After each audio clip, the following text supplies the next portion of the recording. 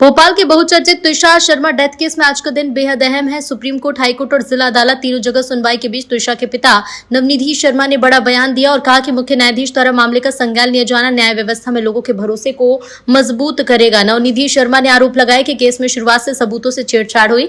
उन्होंने कहा कि क्राइम सीन को खुला छोड़ दिया गया है, हम साक्ष्य से समझौता हुआ और एंटीसिपेटरी बेल मिलने के बाद मसाज पार्लर में की गई वीडियोग्राफी पर भी सवाल खड़े करते उन्होंने दावा किया कि मामले के डिजाइन नैरेटिव दुनिया के सामने पेश करने की कोशिश हो रही है। तुषार के पिता ने तुरंत सीबीआई जांच शुरू करने की मांग दोहराते हुए कहा कि बचे हुए सबूत अब सच्चाई तक पहुंचने की सबसे बड़ी उम्मीद है।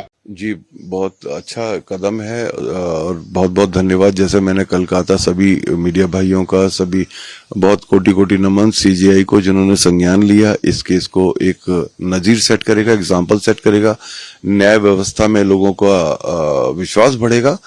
और आज 3 सुनवाई है, बड़ा दिन है। लेट्स होप, हम आशा करते हैं कि हमें न्याय की प्रक्रिया में एक कदम आगे बढ़े हैं। सर, देखने में आ रहा है कि कॉल डिटेल्स सेव करने के लिए भी आपने जी कॉल डिटेल्स, क्योंकि देखिए बहुत ज्यादा टेम्परिंग ऑलरेडी हो चुकी है। जो सिस्टम है उसने जो है इनको एम्पल टाइम प्रोवाइड किया।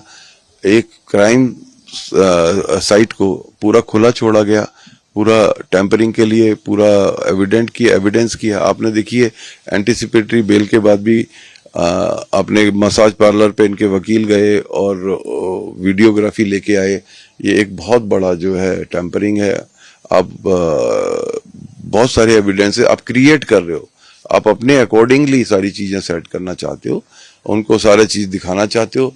आप बहुत ज्यादा दिख रहा है साफ साफ कि एक पूरा डिजाइन करके, मैनिपुलेशन करके सारा काम कर रहे हो, इन्फ्लुएंस को यूज कर रहे हो, हर चीज को यूज करके आपने एक डिजाइन प्रोग्राम दुनिया के सामने रखा है।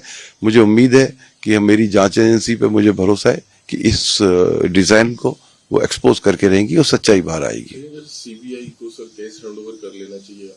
जी, बहुत ज्यादा रिक्वेस्ट है। कल भी मैंने किया था कि तुरंत उनको अपना संज्ञान में ले लेना चाहिए, ताकि कम से कम जो भी बचा है वो उससे आगे बढ़ पाए।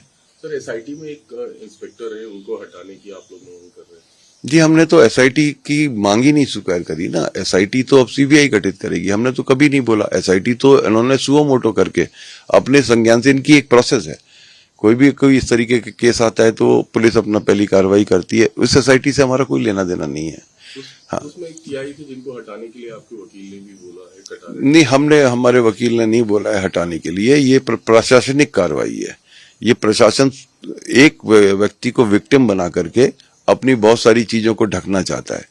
क्योंकि लिगेचर नहीं दिया गया था, तो लिगेचर नहीं देना एक सोची समझी सिस्टम की साजिश हो सकती है, पर सिस्टम इसका ओनस नहीं लेगा। ये नहीं कहेगा कि हमारी वजह से हुआ, वो किसी एक को विक्टिम बना देगा, वो सस्पेंड हो जाएगा, तो इनका जो दोष है वो ढक जाएगा। ये कार्रवाई चल रही है कि एक व्यक्ति के नाम पर सारा ठीकरा फोड़ करके हम सब बच जाए, हमारा सिस्टम बच जाए, जिसके तहत हम काम कर रहे हैं।